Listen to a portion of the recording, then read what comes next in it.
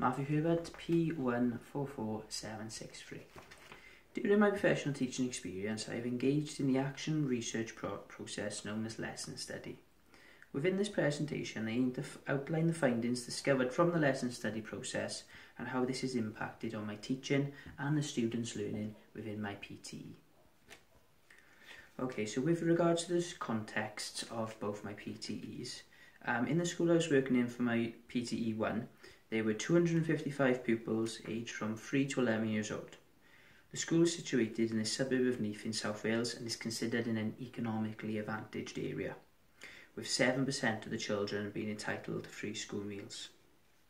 The class which I was working in was a pure Year 1 class with 31 children. With regards to the context of PTE 2, the school has 379 pupils aged between 3 and 11, where there are 13 classes within the school, with most of the pupils being taught in mixed age groups. In addition, the school states that their free school meal percentage is 14%.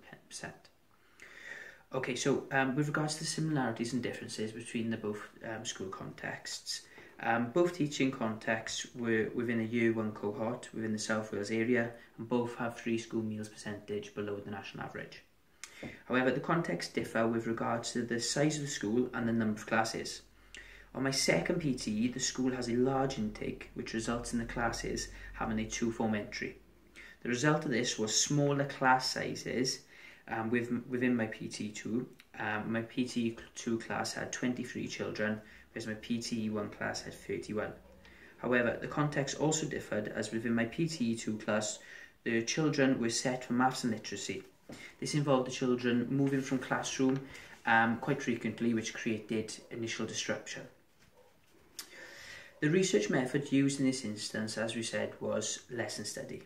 A lesson study can be defined as a teacher-led improvement cycle, which involves teachers working collaboratively to create goals for student learning, plan a lesson, teach or observe that lesson, gather evidence for that lesson to reflect on, and revise that lesson to improve it.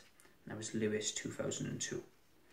The lesson study my research partner and I conducted aimed to discover could strategies be introduced to reduce the transition time between classroom activities in a foundation phase setting.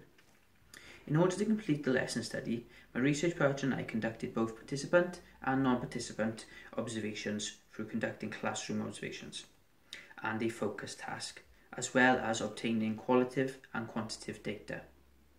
We tested 4 strategies over the 2 lesson studies and were able to identify the use of a song and a countdown clock consecutively proved to be the most effective, in the sense that it recorded the lowest transitional time, as well as provoking the least amount of anxiety and disruptive behaviour in the children.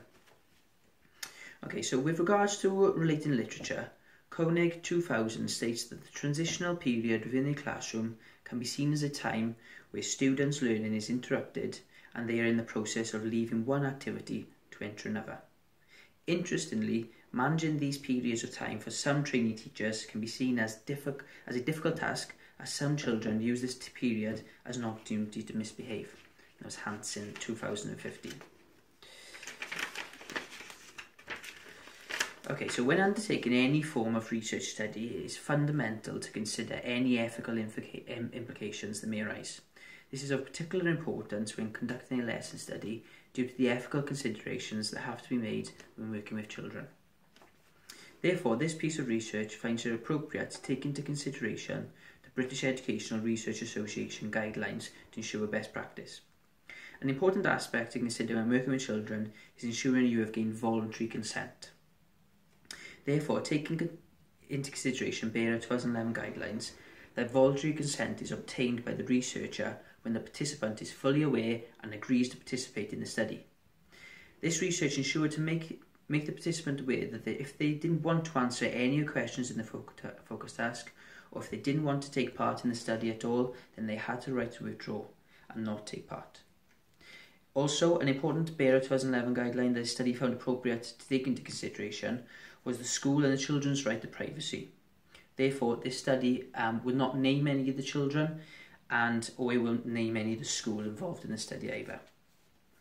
Okay, so through engaging in the process of completing a literature review with regards to the lesson study, as well as completing my own lesson study, I feel it has impacted on my further teaching practice by giving me the opportunity to develop my planning from an author's perspective through conducting both participant observation and non-participant observation.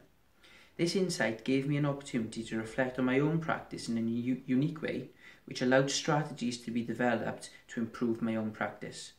Additionally, a particularly influential part of my lesson study process, which impacted on me as a practitioner, was the aspect of working collaboratively with a fellow peer.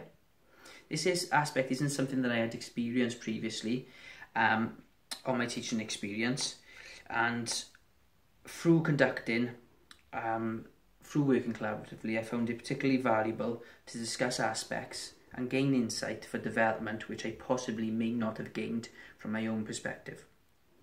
Through experiencing the beneficial factors of working collaboratively to identify specific strategies, it gave me an understanding that in future practice, continuing to reflect and develop collaboratively is an essential part of my teaching practice.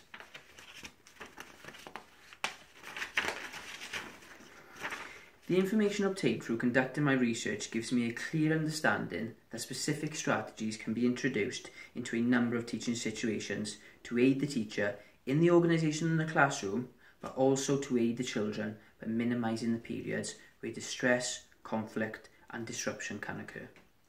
Thank you.